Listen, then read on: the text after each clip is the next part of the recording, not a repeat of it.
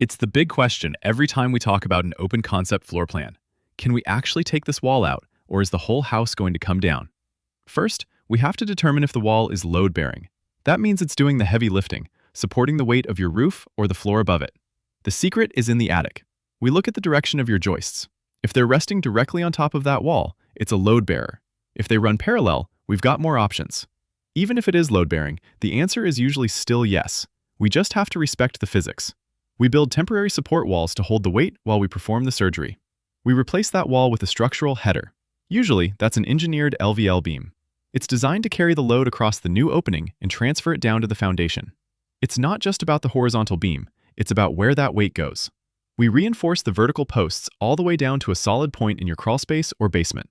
We can either leave the beam dropped for a traditional look or tuck it up into the ceiling for a completely seamless, flush finish. It depends on your budget and your home's skeleton. When that wall comes down, the energy of the house changes instantly. You aren't just gaining space, you're gaining light and a connection to the rest of the family. This is why you don't hire Chuck in a truck. If this beam isn't sized correctly or supported properly, you'll see cracks in your drywall for years. We do the math so you don't have to. Ready to open up your life? Let's find out what's behind those walls together. Bella Vista Contractors. We live where you live.